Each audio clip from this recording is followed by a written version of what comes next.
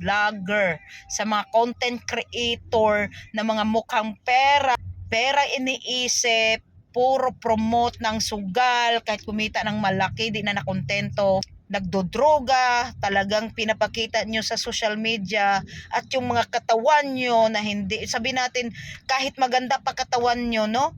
Lalo na yung mga pangit ang katawan, ay grabe, pinapakita nyo, di na kayo nahiya, grabe.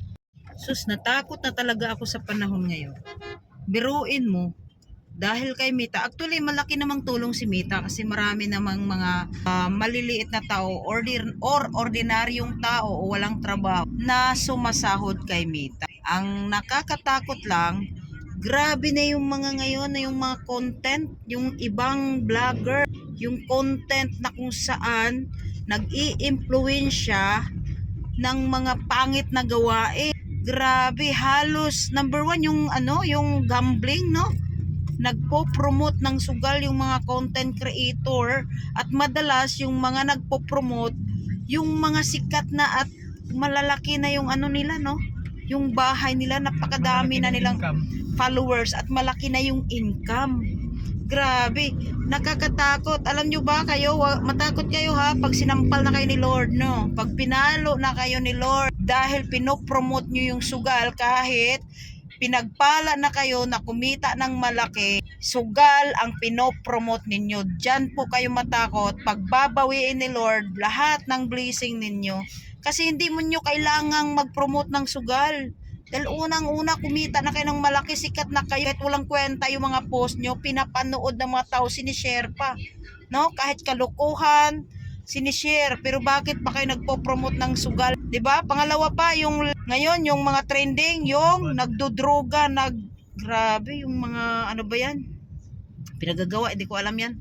Pero yung gumamit ng mga nakakasira sa utak, yung droga, no, yung marijuana, grabe talaga. Yun ang kanatatakot ko sa panahon ngayon. Kasi bakit? Actually po, yung mundo ng social media or yung pagpasok natin sa mundo ng pagbablog, no?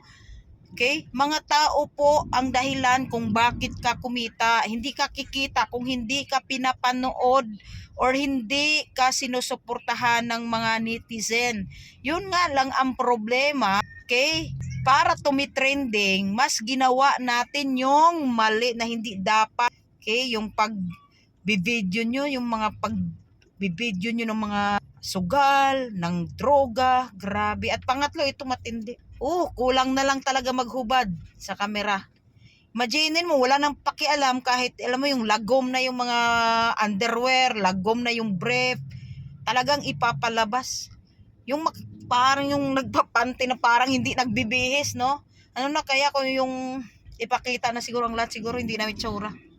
Grabe. Dati, maligo. Grabe Nagtatago talaga. ngayon. Dati pag naliligo, nagtatago. Ngayon, grabe, ilalabas talaga, ipapakita talaga.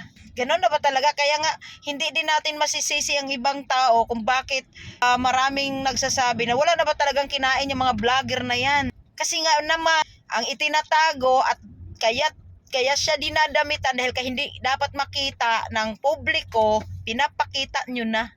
Nako, grabe. Yan ang kinakatakot ko sa mundo ng social media, sa mga vlogger, sa mga content creator na mga mukhang pera iniisip, puro promote ng sugal, kahit kumita ng malaki, di na nakontento, nagdodroga, talagang pinapakita nyo sa social media, at yung mga katawan nyo na hindi, sabi natin, kahit maganda pa katawan nyo, no? Lalo na yung mga pangit ang katawan, ay grabe, pinapakita nyo, di na kayo nahiya, grabe. Hay nako, grabe.